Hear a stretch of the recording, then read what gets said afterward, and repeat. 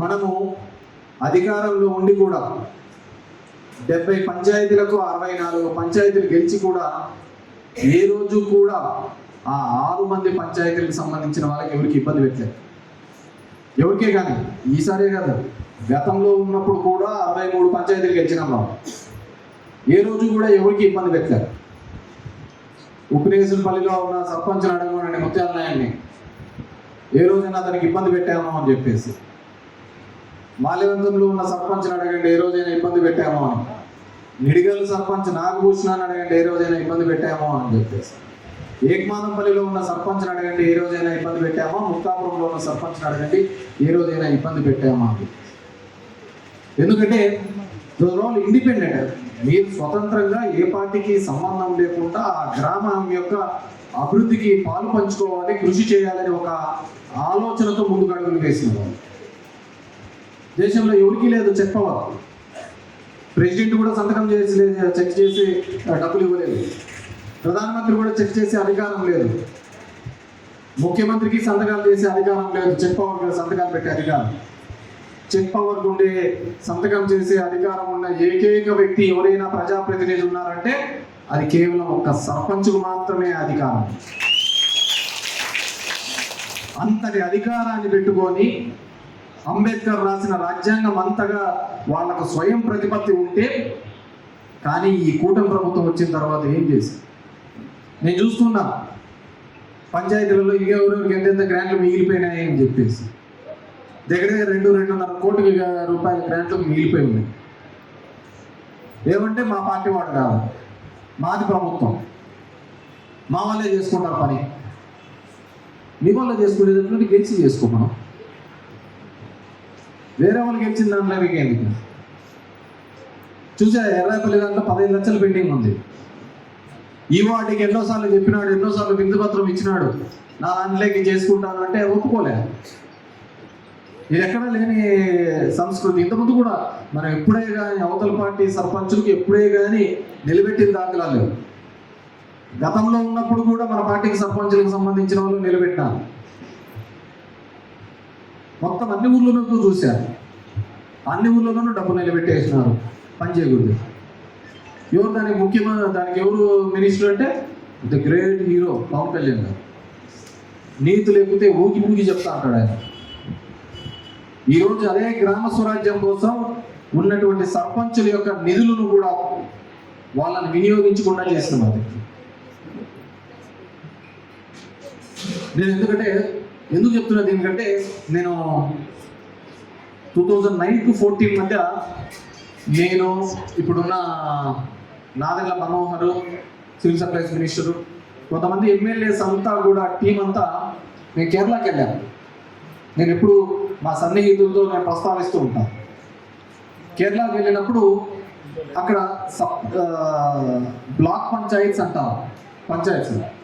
పంచాయతీలు అందరూ కూడా సుప్రీం, సర్పంచ్ సుప్రీం. ఎమ్మెల్యే వచ్చినా కానీ తన గ్రాంట్ ఏదైనా ఉంటే ఇచ్చిపోవాల్సిందే.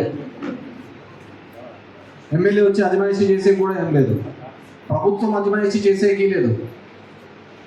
దగ్గర వాళ్ళ స్టేట్ బడ్జెట్ నుంచి కూడా ప్రతి సంవత్సరము కూడా 27% నేరుగా పంచాయతీల అకౌంట్లోకి పడిపోతుంది. పెన్షన్లు ఇవ్వాలంటే రాష్ట్ర ప్రభుత్వం ఏమి ఇవ్వక్కర్లు, అక్కడ పంచాయతీలో ఉన్న సర్పంచ్ ఇస్తాడు పెన్షన్.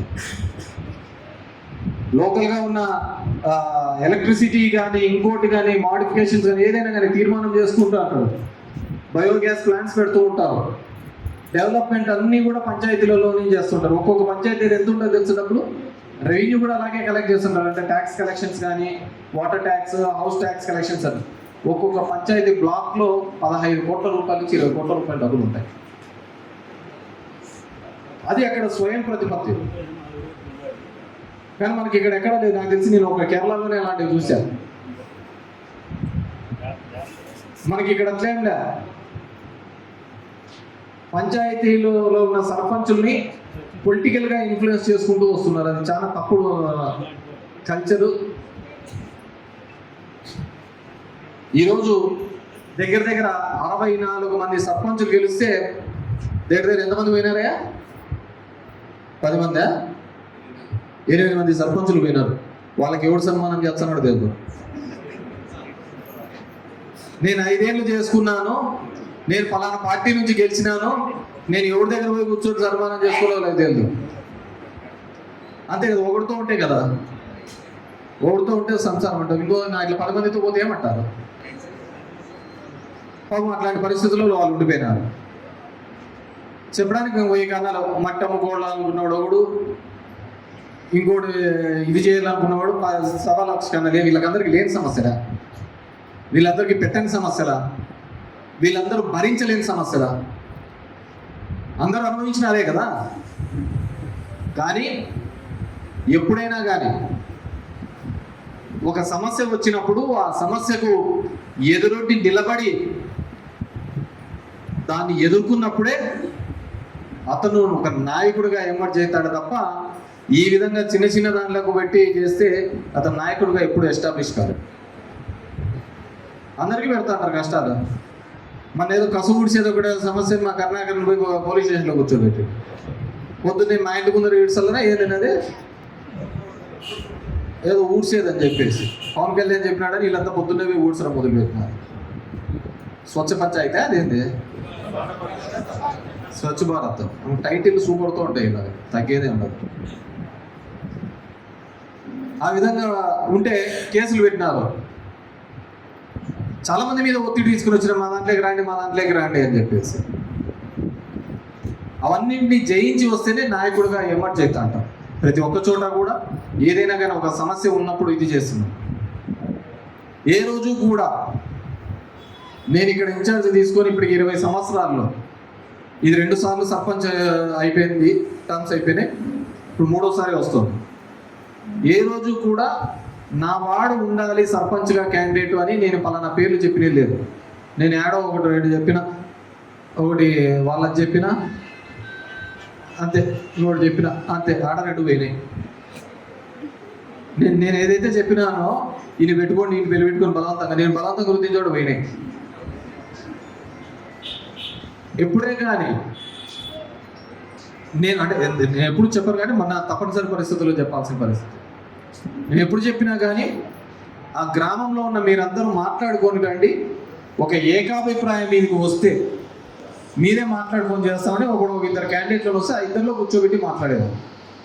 అంతే తప్ప నా వ్యక్తిని బలవంతంగా చేసి అతన్ని నిలబెట్టే ప్రయత్నం కానీ ఆలోచన కానీ ఎప్పుడు చేయలేదు. అది తప్పుడు కూడా. ఈ మన ప్రభుత్వంలో ఉన్నప్పుడు, అధికారంలో ఉన్నప్పుడు మనం అందరూ సర్పంచులుగా గెలిచినాము, పదవుల్లోకి వచ్చినాము, అన్నీ కావడం జరిగింది. మీ అన్ని దీనిలలో కూడా ద రియల్ నిజంగా టెస్టింగ్ టైము ఖచ్చితంగా మనల్ని మనంగా నిరూపించుకోవాల్సిన సమయం ఏదైనా ఉందంటే అది రాబోయే ఎలక్షన్స్లలో, రాబోయే ఒక 3-4 నెలల్లో రాబోయే ఎలక్షన్స్లో ఇప్పుడు మనం ప్రూవ్ చేసుకోవాల్సిన అవసరము, ఆవశ్యకత ఉందని చెప్పేసి తెలుస్తుంది.